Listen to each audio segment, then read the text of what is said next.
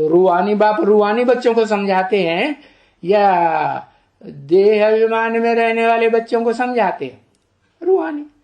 तो फिर बाबा इस तन द्वारा हमको समझा रहे हैं। किस तन द्वारा?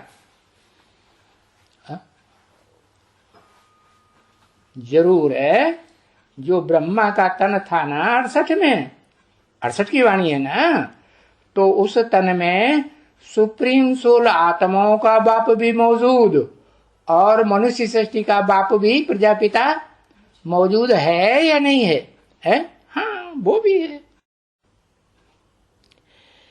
तो बस यही प्यार हुआ। क्या प्यार? रूहानी बाप का रूहानी बच्चों को यही प्यार हुआ। वो सिर्फ प्यार जिस्मानी बच्चों को मिलता है या रूहानी बच्चों को भी मिलता है, आगे पीछे की बात है। कोई को पहले मिलता है, कोई को बाद में मिलता है। भाई किसका प्यार है?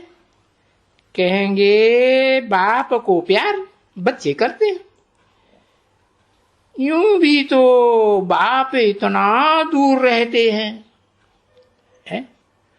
भक्ति मार्ग में भी कहेंगे कि प्यार करते हैं बच्चे बाप को या नहीं करते हैं?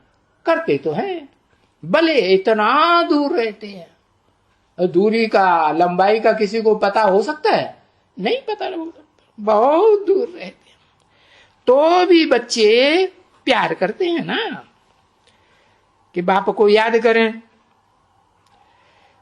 परंतु भक्ति मार्ग में उनका बायोग्राफी कुछ भी पता नहीं है कि उनकी जीवन कहानी क्या है। क्यों नहीं पता है? क्योंकि इस संगम युग की बात को कोई भक्ति मार्ग में जानता है? जानता ही नहीं। बस यादगार मनाते रहते हैं पुरुषोत्तम मास।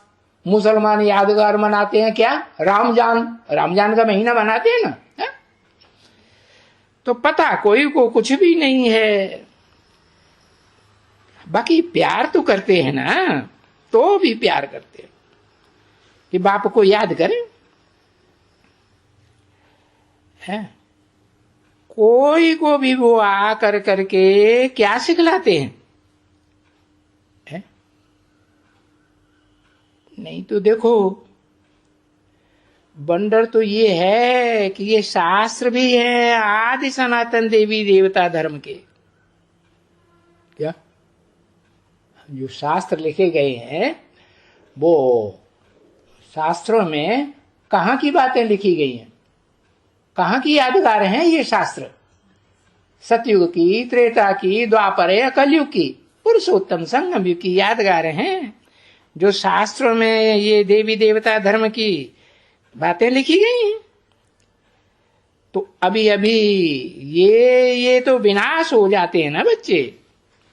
ये जो शास्त्र मनुष्यों ने लिखे हैं द्वापर युग से, ये तो विनाश हो जाते हैं। बाकी ये जो ज्ञान है जिसको कहते हैं रुद्र ज्ञान यज्ञ। क्या?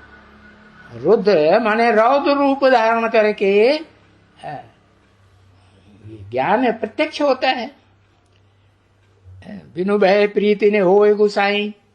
जब तक प्यार से समझाते रहते हैं तो बच्चों को कभी निश्चय होता है, कभी नहीं होता है। निश्चय अनिश्चय के चक्र में डोलते रहते हैं। बाकी ये है जब विकराल रूप रौद्र रूप धारण करते हैं उस समय जब विनाश होता है ना, तो ये अज्ञान का विनाश हो जाता है। ज्ञान के बाद सब बच्चों के अज्ञान का विनाश हो जाता है। जो भी आत्मिक स्थिति में टिकने वाले ब्रह्मा कुमार कुमारी हैं, आखिर टिकते हैं कि नहीं? सब टिकते हैं।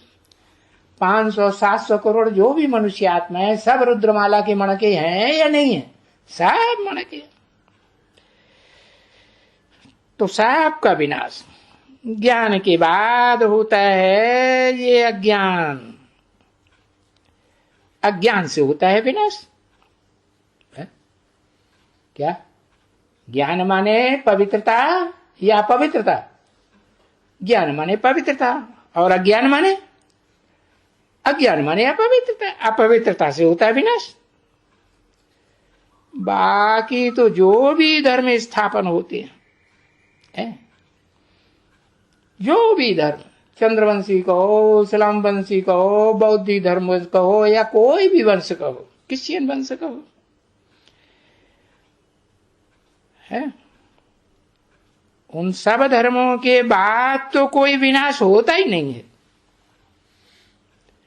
और ये आदि सनातन देवी देवता धर्म स्थापन जब हो जाता है तो क्या होता है? तो फिर विनाश होता है सारी सृष्टि का, सब धर्मों का, सब राज्यों का विनाश हो जाता है दुनिया से।